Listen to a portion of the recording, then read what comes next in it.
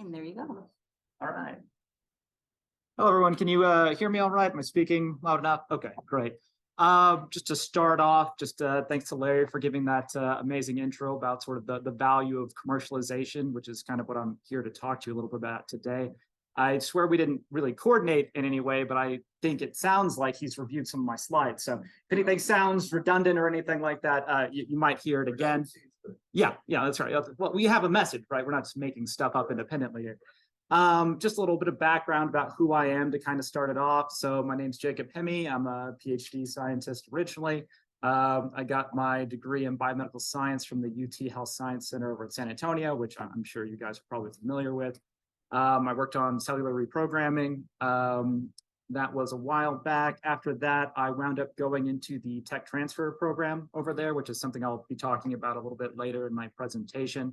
After a while, one of the people from Tremonti Consulting sort of approached us asking if we had anyone who might be interested in working for them. So I've been doing that for 3 going on 4 years now. So I'm just kind of here to share my perspective on that and hopefully help you guys understand what the value of doing this is and maybe why you should sort of care about it. So I think that's maybe a good lead into my title here, which, I was trying to be clever. I don't know if I succeeded, but we landed on IP, Why Me? How intellectual property can help you reach your academic goals, right? And so I feel like I'm going to have the burden of proof throughout this conversation to, one, demonstrate that I think I understand what your goals are, because if I don't, well, then really what I say is not going to be that applicable to you, right? So let's go ahead and move on, and you guys can sort of judge me on that at the end. Just in terms of formatting, I like to keep things conversational. So if at any point there's something you want to ask a question about, challenge me on, by all means, raise your hand. I don't need this to be super structured or anything like that. So just really quickly about who Tremonti Consulting is, because I'll get in trouble if I don't bring this up with my bosses. So we're a management consultancy focused on innovation IP issues. We work generally with universities, health institutes, hospitals, things of that nature, government.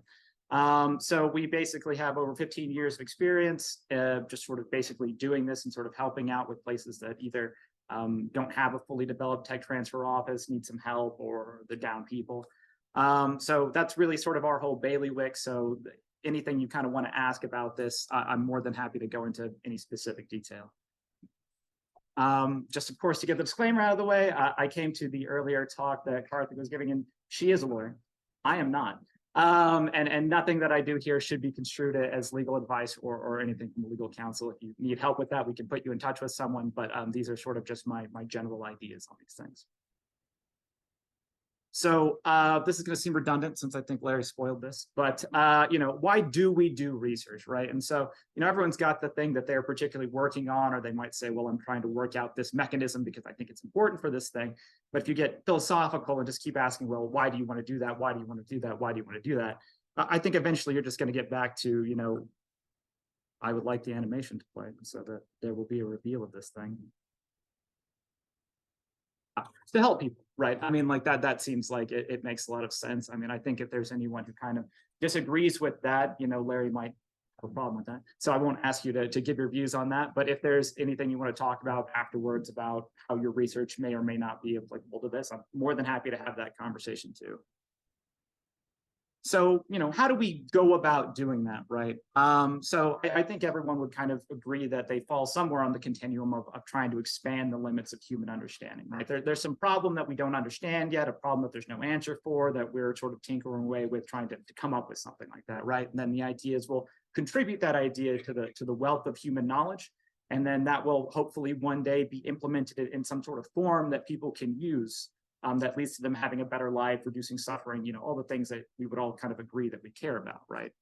And I think that you all can kind of really think about ways in which this happens, right? So therapeutics might be the most obvious one that would come to mind. Biomedical devices, diagnostics, biomarkers, but it really does extend to other things as well that people don't really think about sometimes, right? So, if you're developing some sort of protocol in your lab or an assay that lets you look at a unique thing, that can help someone else, make that discovery that then does go on to make a therapeutic or something like that. So it's kind of important to not get in this mindset of always thinking, well, the thing I do is not, I can't see this being a product right now, so therefore there's no IP here or something like that.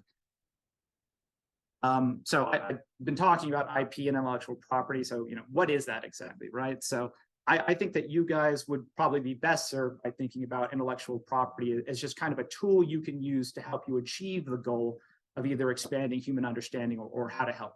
Just kind of a step along the way, the same when you think of an NIH grant or something like that. So the more technical definition would be that intellectual property is kind of the same as tangible property, just in intangible form, right? So these would be things like ideas, expressions, formulas, any other sort of creation of the mind that you could really think of could all be sort of considered intellectual property. Some of this intellectual property may be patentable, some of it may not be patentable, but it would all be considered sort of intellectual property.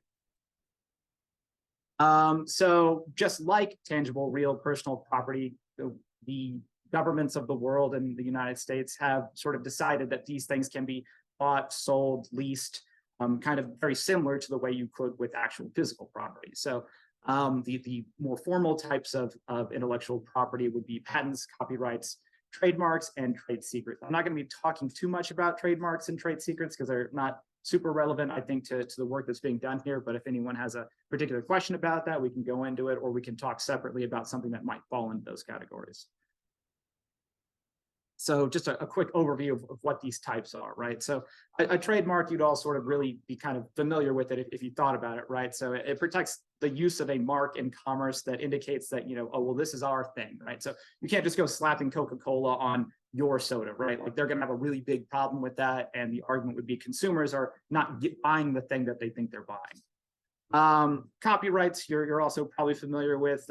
These are very popular in the arts, right? But the arts also includes the science. According to sort of how this original legislation was working, the language is not really the way we probably use it nowadays. But this could be anything fixed into tangible medium, even though tangible can also include software, which is also a issue of us being in the future now, relatively speaking. So this could be a painting, it can be a CD, it can be software code. A lot of things fall into this copyright section. Trade secrets are a bit of an issue to talk about just because the entire point is that other people don't know about them. So this would be, once again, sort of going back to Coca-Cola, right? Pretend they've got some sort of secret formula that they use to make the flavor. They don't write this down and patent it. That's not the way that you protect something like that, right? But there's the idea that the people who work at the plant that mix these things up are not supposed to disclose them. So it only really comes up when someone goes, okay, well, corporate espionage, I'm going in there to find out, or I'm going to go start my own company, I'm going to use these trade secrets, right? Once again, I don't think it's something that would be particularly applicable for a lot of the stuff here. And lastly, patents, which are supposed to be for inventions specifically. And I'm going to be spending kind of the lion's share of my talk today on patents and copyrights. So what exactly does copyright cover? So as I was sort of saying, these are all original works of authorship is sort of the term that's used in the legislature. So that can be literary, dramatic, musical, artistic, code, course materials, and any other thing that you're going to sort of set down in a physical medium and either distribute or just sort of just have for your lab. The Library of Congress sort of administers the registration for these things. And the USPTO, or the U.S. Patent and Trademark Office, advises the executive branch on just sort of how to handle these issues. So you guys would probably all see this little C with a circle on it. So that means that there is a copyright.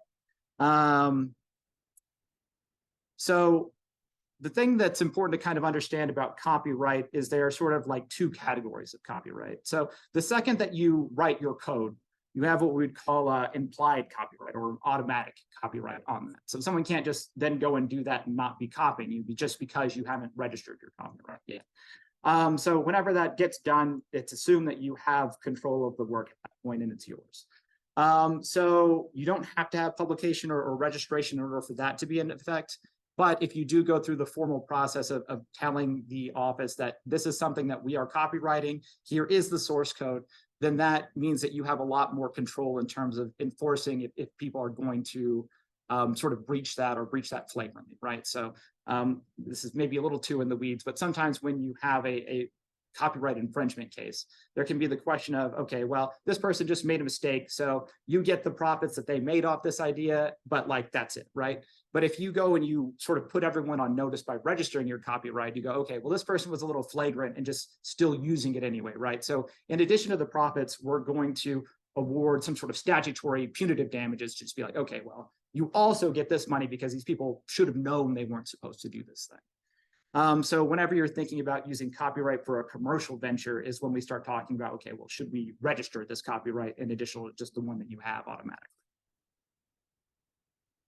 Some requirements for copyright protection would be that the original work of authorship is actually fixed in this sort of tangible medium of expression for more than a transitory period. So like I said, it would be sort of like the source code, not any of the like intermediate steps when the program's running or something like that. These are not the things that would be covered under copyright. Like I said, this is literary works, including computer code, music works, dramatic works, pictorial, graphics, sculptural works, motion pictures, sound recording, architectural works. It really is just something that has sort of grown to expand as we've sort of decided more things might have commercial value over the years. This doesn't extend to ideas, processes, procedures, systems, concept, principles, discovery, or product explained illustrated work. So once again, this is more kind of legal jargon from the legislature, but we can delve into, what are the delineations on these things if you want. And then we're also talking about originality, but this is a little bit different from novelty, even though these words are used interchangeably a little bit. It's just sort of like, well, you didn't already just patent this same, or sorry, copyright this same song 30 days ago, right? Like it's original, it's an original work. So moving on to patents. So this protects the application of an idea or a concept or an invention for a useful purpose is sort of the idea, right? So the way that we really sort of think about what a copy or a patent actually lets you do is it's a grant by the government, basically giving you a monopoly over this thing, right? So it's giving you, the owner, the right to exclude others from making, using, selling, or importing the invention claimed in the patent for a limited time. This is sort of statutorily 20 years from the date, but there are adjustments that happen this depending on how long it takes the patent to get prosecuted, and there are some other sort of caveats to that, right? But that's the idea. We make the distinction that what you're doing is having the right to exclude someone from doing a thing, which is different from having the right to do the thing yourself. So you can be prevented from sort of making your own invention because of several other reasons, some of which might be other intellectual property, right? So an example of this would be you have this new technology for a particular way to improve a gas chromatograph or something like that, right? So you have your own, let's say it's a component that you're going to put into a gas chromatograph and you are going to improve its performance or something like that, right? You can probably make that component, but you can't make a gas chromatograph if someone else has a patent that sort of says, well, you can't have these other components that we've patented. You don't automatically get the right to do that. And so this sort of rights being owned by different parties is why we get into licensing sometimes, right? So, okay, well, I have something that might be useful in your invention. You've got 90 patents for all these other things. Why don't, we come to some agreement and then you can incorporate this in your machine. So what is patentable versus unpatentable? I mean, I think this is probably maybe like the most common question that we really get. So the US code state is that whoever invents or discovers any new and useful process, machine, manufacture, or composition of matter, or any and improved use thereof may obtain a patent, therefore, subject to the conditions and requirements of this title. So that's kind of what I explained what it was before we got to here, because that's a little confusing, right? So there are a couple ways in which we sort of talk about the requirements for patenting and things that you might not have that would mean that you can't really patent this thing, right? So the first would be inventorship. This has to be your idea, right? I mean, this seems like a little obvious, right? But if you want to sort of have like a coworker or someone in another institution and you guys sort of collectively come up with this idea, then sort of you both need to be on the patent because it's your idea. You can't patent something someone else is really sort of come up with, right? There's the novelty aspect. So this is what catches people a lot. So it has to generally be something no one else has really thought of before, although there'd be no way to really prove that, right? At least published is sort of the way that we say it. There are a lot of catches to this point that can be a little non-obvious, which is what we usually talk about is public disclosure. So it would be the way in which when this patent is being prosecuted, someone would try and say, well, this idea was already around before you tried to patent it, so it's not novel. So what we usually talk about is public disclosure. So this would be like them going back in the past and saying, this idea that you're talking about patenting and stopping everyone from using was actually on this poster at this conference at a time before the patent was filed. So this was already an existing idea. You do not have a valid claim to this patentable material, right? So this is usually where you have to get down the weeds. So like, what is a poster? Like, what is a public space in which you're presenting, right? And so usually this is not always the case, but the best way to usually think about it is if the public is invited, right? So if you are a graduate student and you're talking to your dissertation committee about some research that you're doing, that is usually a private forum, like that's fine. None of that stuff has been publicly disclosed. But when you do your dissertation defense and you have some sort of regulation on the school on the books that says the public must be invited, that is now a public forum. Even if no one from the public comes, it is considered a public venue where these things are being presented. So a lot of times with poster sessions on campus and things like that, I'll get you right in a second, but if the public's invited, that can be considered external. If it's only internal, that's usually where the sort of line is drawn. So say a patent is registered because whoever registered it is not aware of one particular that was presented somewhere and it's not public anywhere. But can it be retracted then later? It's not even really a question of retraction. It's not like a publication where you're in trouble because you did a bad thing, sort of, trying to go get this copyright. So what I'll get into a little bit later is sort of the life of a patent and the process you go through to doing that. So you're going to put in your application, and it's going to be like sort of a long time before an examiner at the USPTO looks at it and says, are we going to grant this? And so if they find any questions of like, well, there was this publication that I found that was before that, they'll come back to you in what's called an office action and sort of say like, okay, well, can you explain this? Is this the idea you're talking about? You can say, no, our idea is different for this reason, or there's a reason why this doesn't count. And you'll kind of go back and forth before it's sort of like awarded. So this is usually why a lot of times you see like patent pending on an invention, because it takes a very long time to kind of come to a conclusion about these things. But there is a timestamp.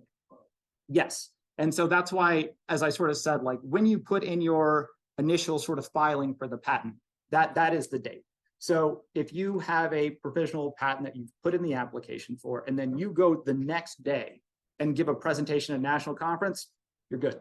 There might be reasons why you wouldn't want to do that, but it's not going to invalidate your patent because it is after that bar date is sort of what we call that. Relevant is regarding conversation. This fall, we're going to have our next scientific symposium that thanks Inspire. And we encourage everyone to participate in that symposium, but there are invited guests from the side as well. So the idea that you present something earlier in Orlando's discovery is worth a discussion with your PI and your trainee, or have a conversation, or think about as a PI as to whether there's something patentable there, because that would be fall under your definition of public disclosure. Very much so. And, I would extend that not only from your PI to, maybe talk to Tracy, maybe talk to Corey, because, your PI, if they've done a patent before, they might have these are the invention disclosure instructions. You'll just wind up with one of these. But the knowledge that we kind of deal with here is not necessarily something that your PI understands completely and in detail. So we can sort of talk through it and just sort of say, okay, well, I think this is safe, or I don't think this is safe, and just sort of, we're kind of here to advise you on these things. So like, it's really no burden for us. We'd love to have that conversation with you.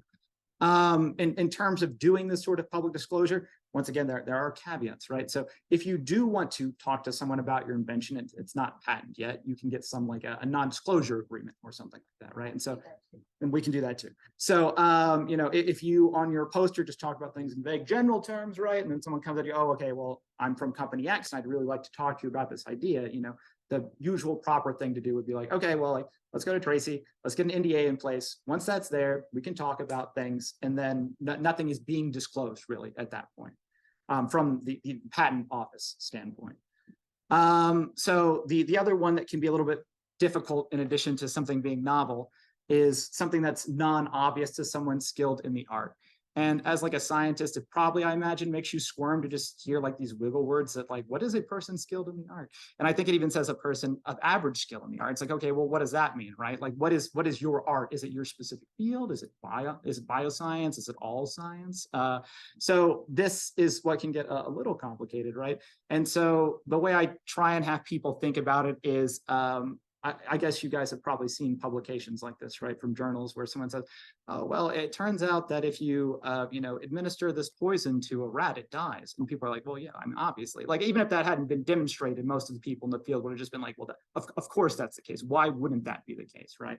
And so these are the types of arguments that can be made that an idea might be obvious, right? But that's a technicality that usually is sort of hashed out between whoever's filing the patent and the USPTO, because there are arguments that can be made on both sides, and that's the reason why lawyers do this kind of litigation, really. The other idea is that it has to be useful, right? And that's really just coming from a standpoint of the patent office of there's not really a point of issuing a patent that's not useful, right? Like if it was some algorithm you're trying to have that changes the temperature of the unobservable universe, right? It's like, maybe you could show that there's no prior art for that, right? But someone would be like, what are you using this for? Especially in the next 20 years, like, why are we issuing this? And then originality is sort of same as the originality as I was discussing earlier. One thing that's kind of important to think about in the sort of novelty originality argument is that so things that are out there before you file your patent are what we call prior art. So just things people can find that exist that sort of were there before you filed. You can prior art yourself, which is really unfortunate sometimes because of the sort of incremental way that we do discovery in science most of the time. You go, okay, well, first I created the system to do this, and then next I demonstrated in mice that it worked, or sorry, in a test tube, and then like the next publication is in mice, right? So you're at the point where you're in mice and you go, okay, wow, okay, this actually looks like it works. So before I publish this, I'd like to get a patent, right? So none of the stuff that you talked about in the creation of the system and none of the stuff that you talked about in the test tube model will now be considered a claim that you can make for this being novel because it already exists in the prior art. A question on that one, and maybe relevant to people in the book. So with regard to obviousness, so what if there's a certain general technology that's been applied in the area of Alzheimer's or the area of cancer, or some other diabetes, and there's not a single paper nor application in infectious disease. So it's a different category of disease. Mhm. How do you approach that? How would you approach that issue? Yeah, that's something that I'll dig into a little bit more next, just in terms of there's a difference between sort of like a use patent and like a composition of matter patent. And things that are just sort of just fully novel usually are more like compositions of matter. Things where this is a new use for this thing is sort of like a use patent, and there's some rules and kind of benefits that go along with each sort of category. So that would actually not even be sort of a prior art question. That would be a non-obviousness question, right? So if no one showed that you use it in this, but would someone with your sort of background just look at it and go, well, of course, like if it works for this, then it probably works for this, right? And that will, a lot of times sort of become an argument between the examiner at the USPTO and the person doing the invention. And there are defenses against that where you could say, okay, well, not only was this not used in my disease of choice, there are these things that were thought in the field that actually argue that it shouldn't work for this. The prevailing knowledge was that this was a dumb idea, and that's why no one's done it, but it does work. And therefore that makes our claim stronger. So as I was sort of mentioning, there are different types of patents, right? So one way to break it down would be sort of like utility, design, and plant. So utility is sort of like the most common thing we're talking about, like a new use for a drug, a new drug. Everything I just talked about actually falls in that category. This could be like a process for computer software, compositions, like therapeutics, medical devices, articles of manufacture, which is a really squirrely definition because it just means a thing that you make. New uses and improvements or of any of these things could also be utility patents. So a design is sort of like, well, okay, on this sort of device, we're going to put these buttons over here and these buttons over here. That is your design. And that would be a design patent. A plant patent seems more confusing than it is because you're like, okay, is this like an industrial plant? It's like, no, it's a literal plant. Like just for agriculture, you can get a patent on like a new hybrid or something like that. The things that are non-patentable subject matter would be like physical laws of nature. So I was sort of talking about, astrophysical calculations or quantum calculations, things like this that you're just sort of uncovering that you haven't really done anything with. That's not patentable. And the big one is sort of natural products. So you guys might be familiar with sort of the case where someone was trying to patent the sort of predictive genes for cancer that sort of predispose you to that. And originally people sort of said, well, of course that counts, right? But then there was a big Supreme Court case and they go, okay, well, that's a natural product. That's sort of like a natural law. That's just like a thing that you're discovering, not like a new thing that you've made. The big one that's sort of being decided in a lot of cases right now is sort of algorithms, because once again, it's sort of one of these situations where people, well, of course you can patent that. And then that down the line, as computers become more sophisticated, just winds up opening cans of worms that need to be resolved with greater granularity than that. So we sort of already touched on this a little bit. So we're talking about patent bar. So this is like when you get the protection from.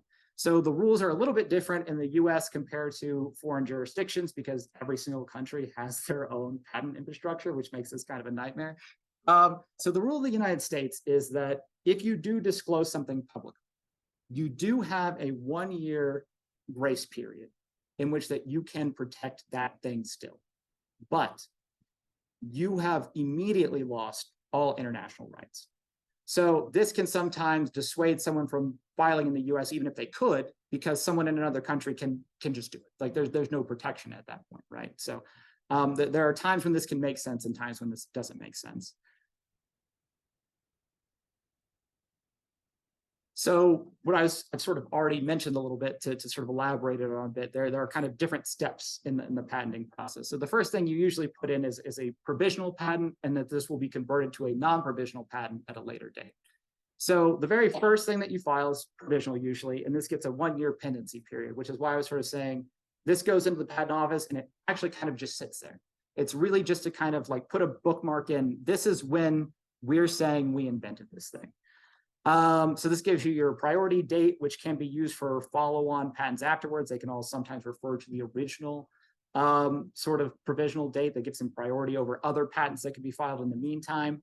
As I said, this is sort of not examined. It really just kind of sits there in the patent office's inbox.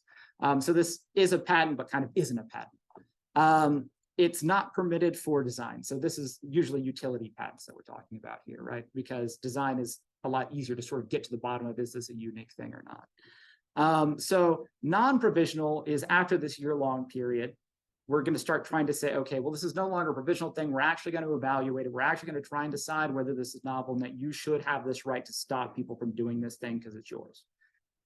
So after that, well, sort of from the original date that you file, you generally get about 20 years of exclusivity doing that thing. So yeah, Tracy? Really kind of depends, right? So it's sort of like, you can think about it like, well, what sort of experiments do you need to do to publish in a journal? It's like, well, I think that these are sufficient. But then the journal might say, or the reviewers might say, well, we need a little bit more, and we need a little bit more, right? And so the more that you have, the greater your chances are that this process goes smoothly and doesn't get bogged down for years. It comes down to the nuts and bolts of it a lot, pretty frequently, just because every time you get what's called an office action from the USPTO saying, we want to reject this based on these things that we found, you are now incurring costs to refile again, have a lawyer go through these things. You're spending time trying to argue with them about the points of these different things, right? And so sometimes you just go back and forth, back and forth, back and forth and go, oh, we're $100,000 in the hole. Like, how much do we really want this thing? And so the patent will just become abandoned at a certain point. So that's sort of how that winds up being functionally worked. Yes. But during all this time, you are protected. Yes. Well, I mean, if we're going to get philosophical, right? They can steal it, but you can sue them and say this was protected during this time. Because it cannot be chicken and eggs. You need data to have a pattern, but then for data you publish. Otherwise, some people are after you. Yes. But then, yes. Then if you publish, you can't do the pattern. So yes. you are like stuck.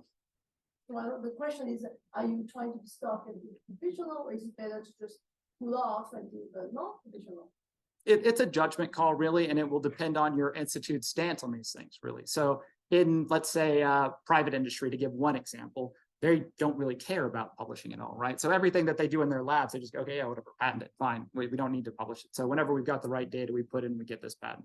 And the cost for them is, relatively speaking, kind of low compared to the operating cost for a big pharma or something like that. So that's just how they function. A smaller university or institute that's like, okay, our patent budget for this year is this amount.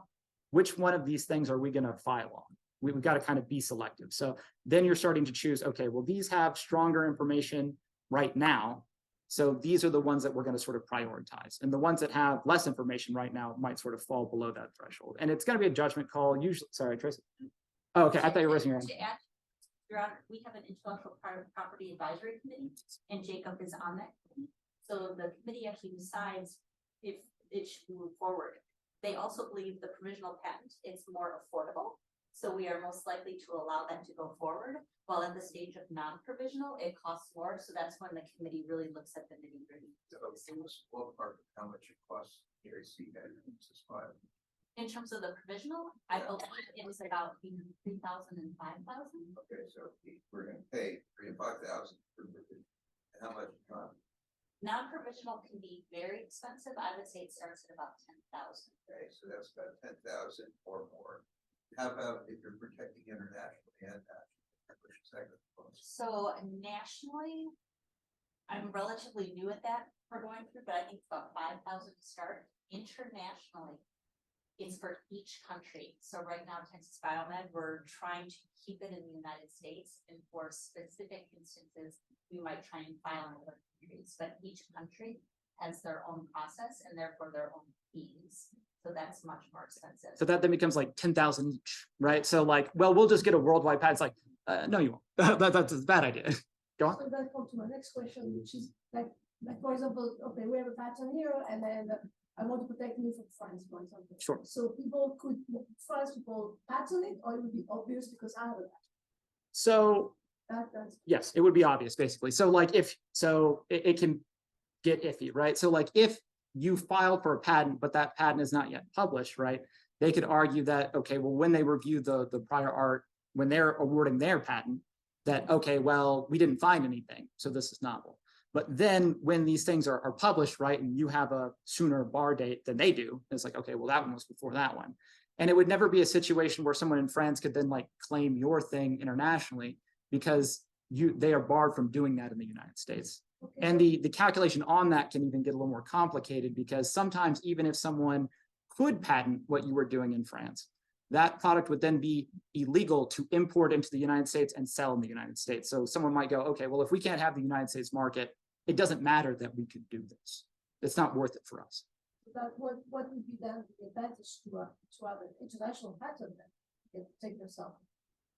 Well, there are some things where you might say that there would be a significant cost, right? So if you have the ones that we think about a lot are there are certain genetic-based diseases that are more prevalent in certain countries because of genetic background. And you go, okay, well, let's say like Kawasaki's disease or something like that, right? Okay, well, a lot of those people live in Japan, so maybe we should get protection. Sure.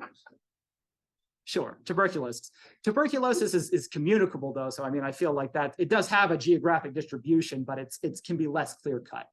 But you might go, okay, well, this is actually really big in this area. So if you had a disease that was, for instance, very prevalent in China, you go, okay, well, I protected the United States. Someone in China can make your therapeutic and sell it in China. And you might go, okay, well, we do actually want protection over that thing. We want to stop that. We would like to maybe make a company.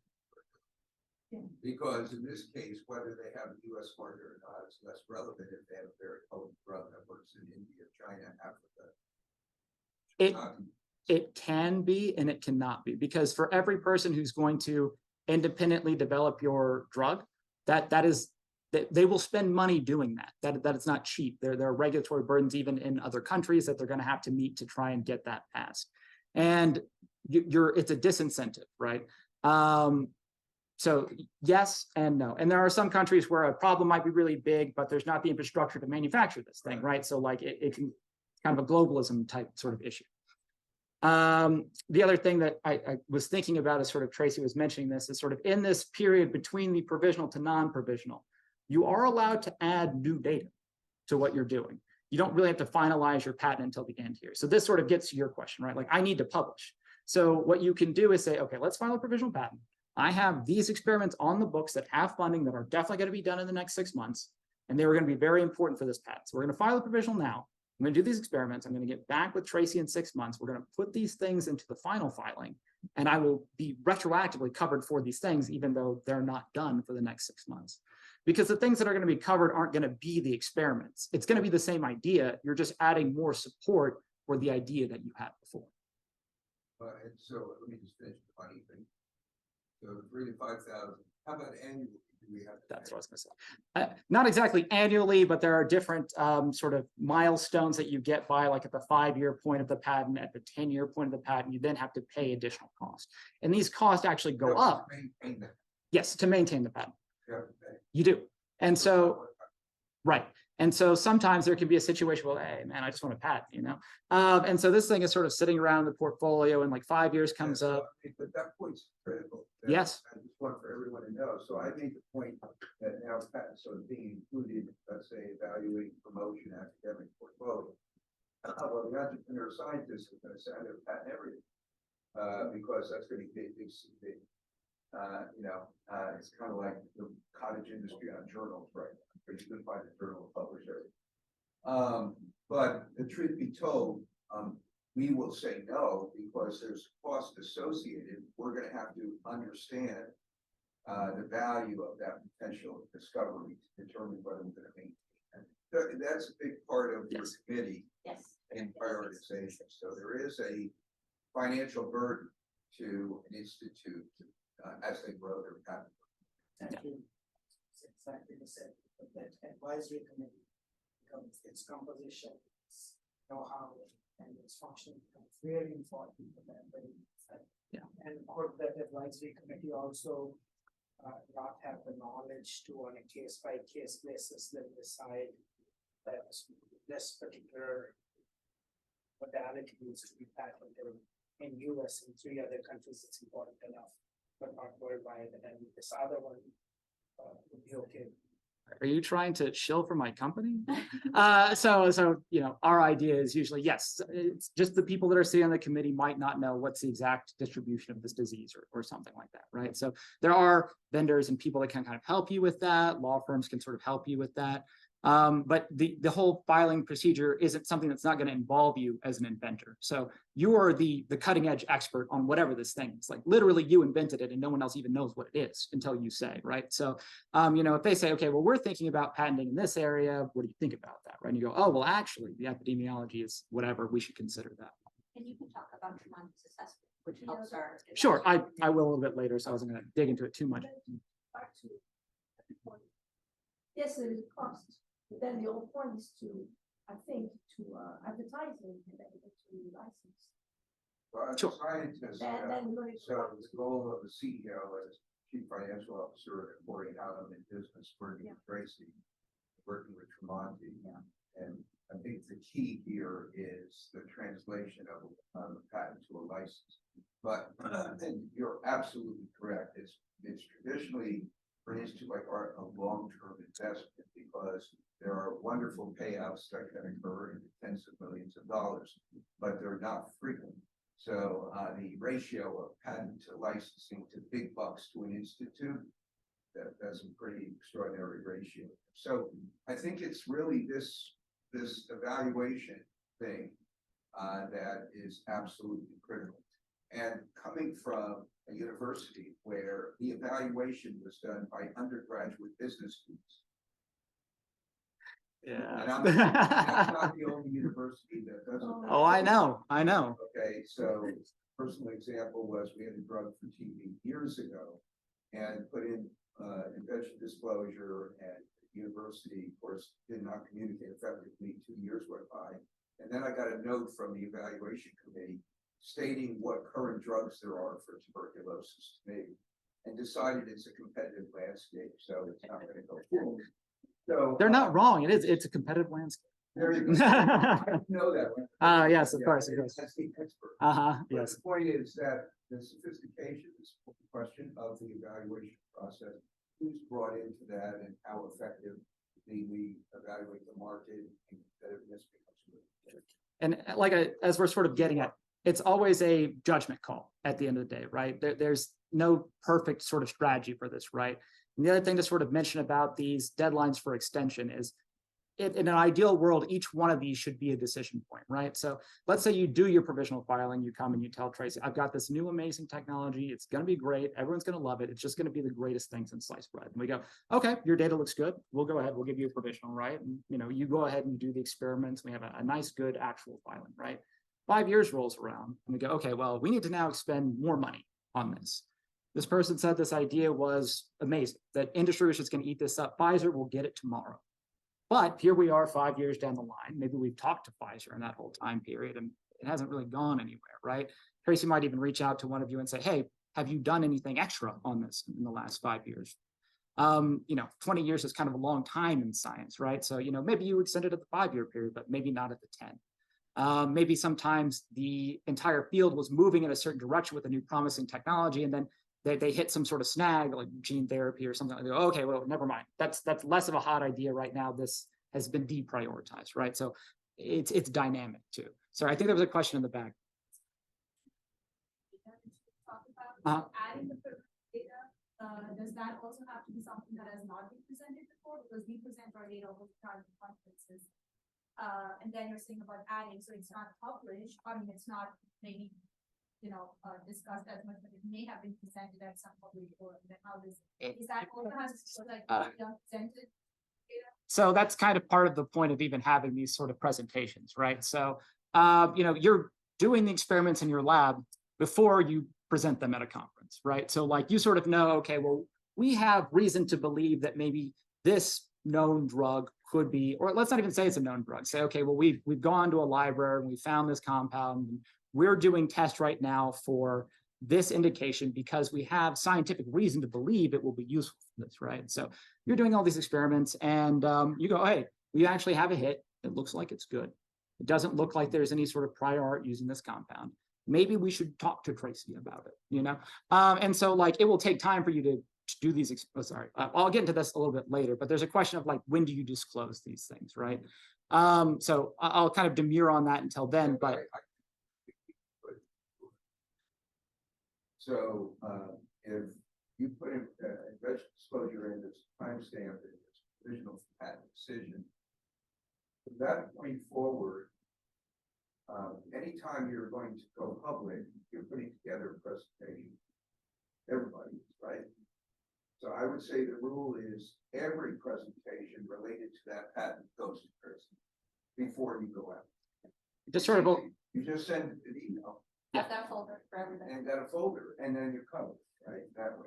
kind of a quick word on the timing of that though. So if you decide that this is something that is patentable, that will take a little bit of time, right? Like doing these assessments, having the committee meet, getting to the law firm, having them put these things in, that will take some time. So if your presentation is next week, please do before that, send or tell Tracy that this is coming, give us some sort of heads up. Well, that's what I was gonna say is it is different than publication, right? If you just go, Or you talk about the initial step, or once you all have decided and you're in that 1 year. well, in the 1 year period, it's completely So fine. that's what I'm talking. It's fine. So that's what I'm Well, talking. but the caveat to that, Larry, is that if you have some sort of thing that you think is just sort of a natural outgrowth of the thing that you patented, but we go, actually, the claims that we put in don't cover that thing. Okay. We're gonna maybe need to emergency file on that really quick. Yes, but Okay, the so- timing of, please give us a little time to do that.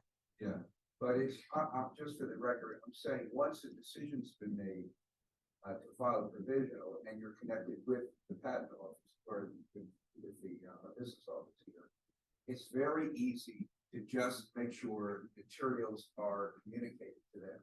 So at least they have the opportunity to be engaged in conversation with you about what you should or should not do. Yeah, exactly, So, exactly. I just think that's wise. Yeah, and I love to talk about manuscripts, so it's no harm in you showing me your draft and talking about this, and then just, I know this is maybe insulting your intelligence, but bioarchives, then the non-peer review, that counts. If you put it on bioarchives, that is a publication. That's definitely. Yeah. Yes.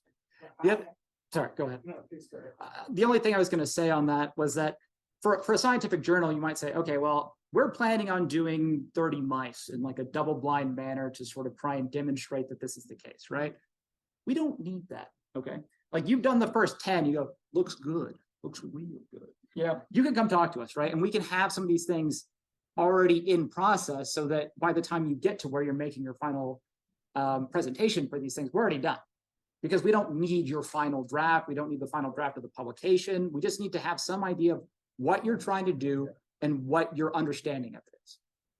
So, Bioarchives, I would actually argue, is more public than Yeah. most scientific journals, so that should be considered. But I've heard that so many times.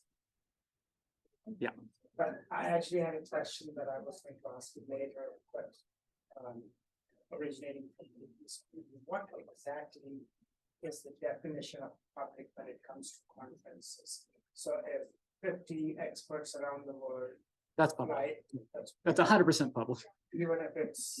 The things that wouldn't be public would be, we're having a student poster day. No one from outside of Texas Biomed is coming, and we're just going to talk, right? Or I'm in a class and I'm talking with my classmates about what I'm doing. That's not public. Like I said, for your dissertation proposal, even if no one comes, or sorry, your defense, even if no one comes, it's public, if it's open to the public.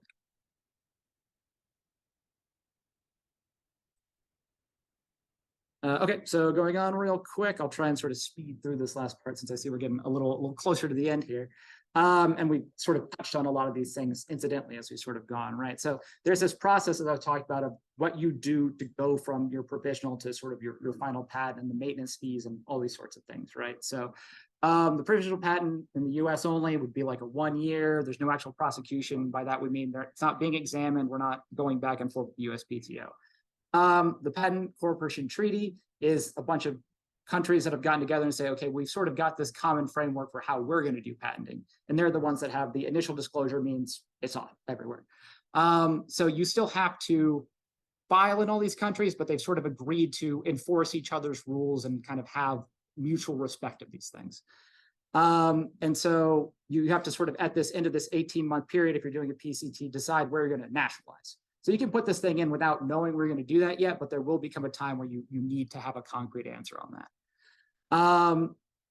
After a while, you can, if the US Patent Office doesn't get too angry at you, convert this into a non-provisional patent, and then it will eventually be published. And that's just sort of the life cycle of a patent, right? The annuity fees is sort of what Larry was getting into. There are continuing costs for these things that do go up. So just sort of like an idea, and I'll speed through this, just examples of what is the IP in this, right? So most people are familiar with the mobile phone. Let's not say an iPhone, but let's pretend it's an iPhone, right? So the trademarks on here might be the Apple logo, it could be the iPhone logo, anything for iOS, RA, things that they all have trademarks on, right? Patents would be all sort of like the technology that's in the phone, right? So the semiconductor circuits, designs they've got on the touch screen, the battery, antenna, so on and so forth, right? Copyrights would be the software or operating system that everything runs on. The instruction manual itself is sort of a publication. You can kind of think of it like a book, so you can get copyright protection on that. The ringtones would be something that someone has composed and that they have a copyright to. Trade secrets, we have no idea. Apple could be doing things internally that we don't know about that their employees would be in trouble with if they went to Android and said, hey, here's how we do things, And so the design, some of them are patented, some of them aren't. So like the overall form factor of the phone, the placement of the buttons, those types of things. So, just a quick show of hands, whose lab has too much money for research here? Like you would like less. No one? Okay, good. Good. Just making, too much money? Too much money? Okay. Everyone talk to him after the presentation. I have a question. Sure. For the previous slide, say for Apple's headset, what category would a health function fall under? Would it be like they have their own? So your question was, what sort of court does that fall under? Trademarks. One invention can have sort of multiple components, right? So like the headset could have itself sort of patented technology inside of it, or the headset itself could be patented. If there's a software that sort of runs that or firmware, that could be copyright. If they want the, let's say like the headset to look a certain way, then that might be a design patent. So it doesn't have to be just one. So ways IP can help you is by the most obvious one, bringing in more money for research to both the institute and your lab. So there's a lot of things that get worked on in academia that are of direct interest to drug development companies or something like that. If you're doing a repurposing or something, you might be in a position where you can approach them and say, hey, I think that this thing that I'm working on using something you have would be really interesting and make you guys a lot of money and also help a lot of people. So why don't you give me some money to test whether this works in mice or do, kind of the objectives you have in your lab. These are things that you would like to do anyway, right? But, whether you can get NIH funding for it or something else, maybe there can be this as another possible option of just an avenue to get these things. There can be caveats of sponsored research and co-development in terms of who winds up owning what, but that's also something that Tracy can sort of help with, right? So these are just sort of ways in which this can benefit you. There are other possible avenues for funding, like there's SBI or STTR funding. So these are grants that the government gives out to try and like get things from concept or very early ideas to like try and prove that they might be able to be implemented for people or for some useful thing, right? So these are other like different types of grants you can put in or that the company can put in to try and develop your technology. And there's also, the one that everyone sort of thinks about, but it's kind of maybe even the smallest one would just be royalties from the license of the IP. So depending on what the IP policy is at your institution, you will usually get some sort of cut of any sort of licensing fee and the royalties on that. And sometimes, I don't know exactly how it's set up here, like your department might get some and your institution will take a cut, but it helps sort of the whole institute stay running and stay afloat. So quiz time.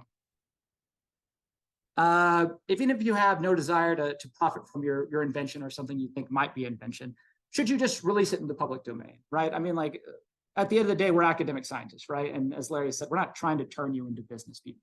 That's completely fine. And I understand this mentality, right?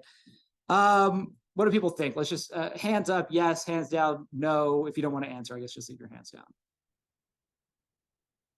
I set up the trick question too, obviously. You think so? Okay.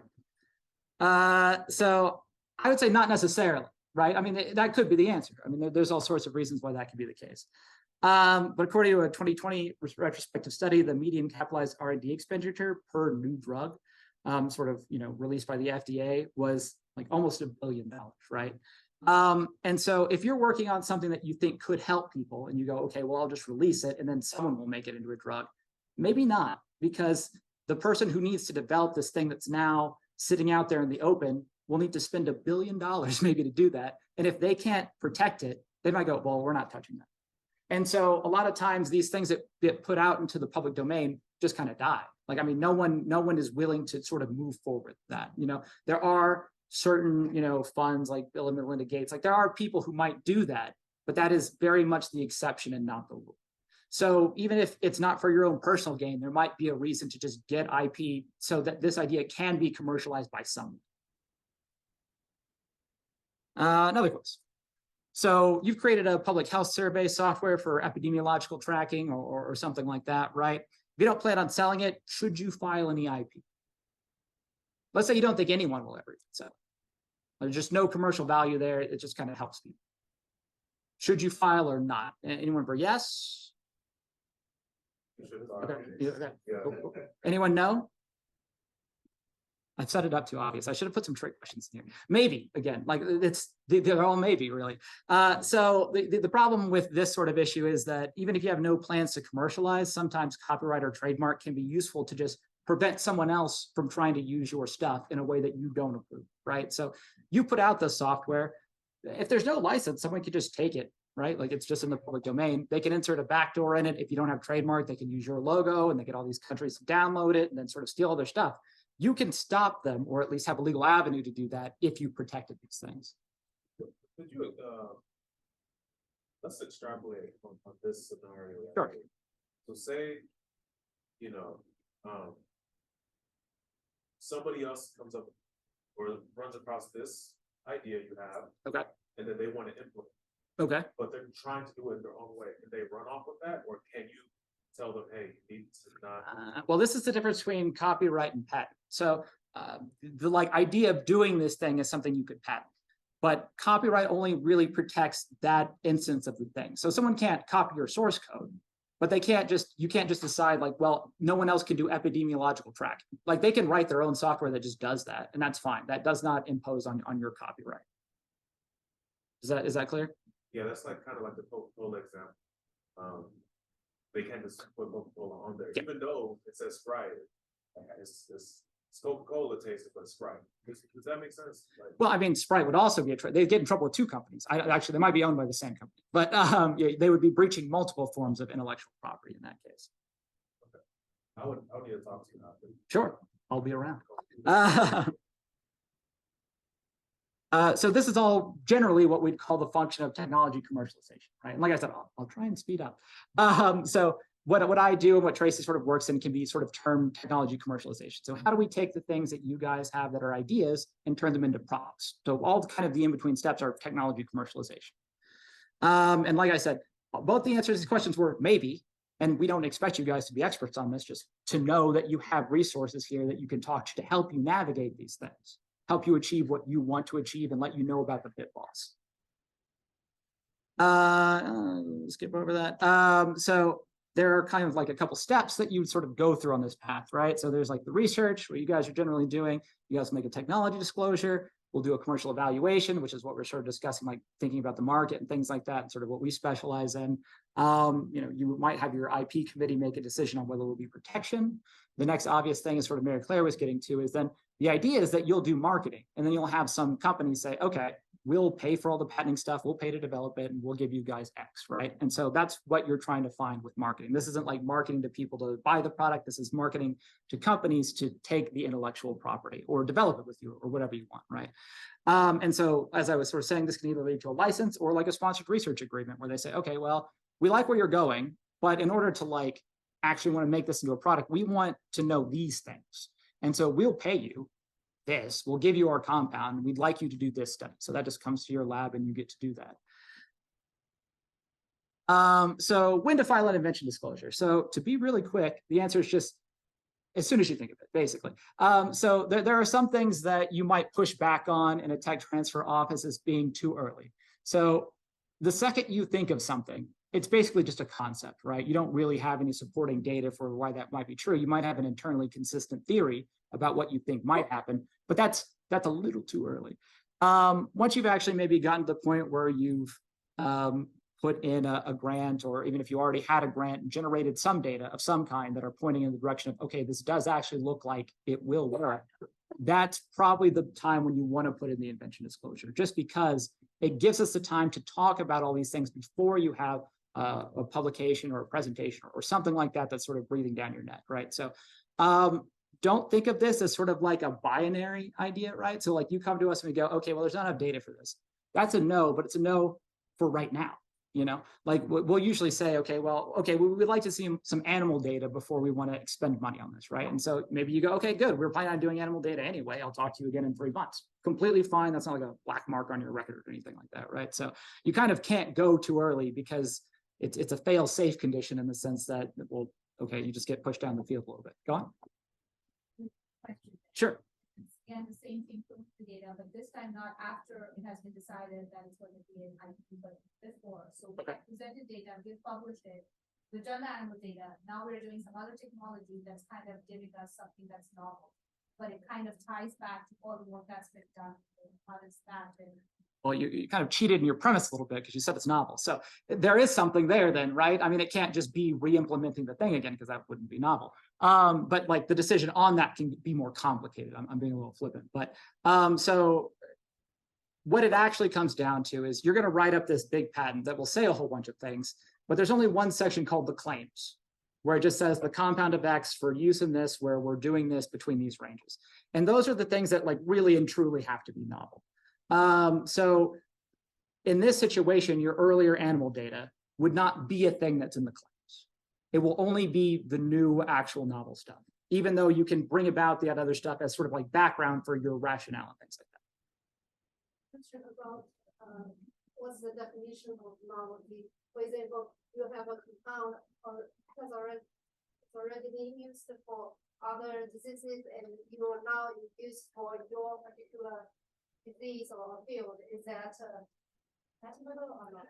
Well, okay. I think that the way to think about it is actually more intuitive than maybe you're even imagining, right? So as I sort of touched on a little bit earlier, there are different types of patents. So there's a use patent and a composition of matter patent, right? So if this drug already exists in the market, you can't have composition of matter protection on that, right? Like it might belong to Pfizer, it might be a public compound that doesn't belong to anyone. But if your new use is novel, then you can get a use patent on that compound. This is a standard concept of repurpose. Yes, repurpose. Oh, well, I can give my own thought on that person, maybe another time. Because I know a group is going to be coming in here at 2:30. Got it. Okay, I'll go even faster. Should you disclose? Yes. Anything that makes things better, faster, stronger, cheaper, greener, basically anything you think someone might be interested in can be valuable. And don't ever think that something is maybe like too small because it's not a cancer therapeutic. Like all these things can have value to someone. And even if they don't, move science forward because these things are now available. Determining commercial value very quickly. So there are just some things that we would generally look at or the tech transfer office will look at. So to stress, this is commercial value. It's not scientific value. We say no, it's not because it's bad science. It's not anything like that, right? But there are certain things that are of more value in academia than they are to the US Patent Office or a company. So in science, it might be very important to understand how a mechanism actually works, right? But that new knowledge means that the thing that you were investigating was already known. So like if you just had a drug that was magic fairy dust and it cured all disease, very commercially viable, even if no one understands anything about how it works. So it will be very scientifically interesting to figure out and tease out those things, but it may not be commercially important to know those things. So we'll do things like look at the scientific market, or sorry, other scientific publications to try and do our little preliminary, hey, is this actually a novel idea from our standpoint? We'll look at the patent literature. We'll look at the size of the market. A lot of times it can turn out that like, okay, well, I have something to run rats through a maze for this one specific test is like a very small potential market, right? And if the patent's going to cost the same either way, something that has a bigger market is easier to sort of justify investing the cost of patent protection in sometimes. So commercial applications, some things, are interesting and novel, but may not necessarily be commercially applicable.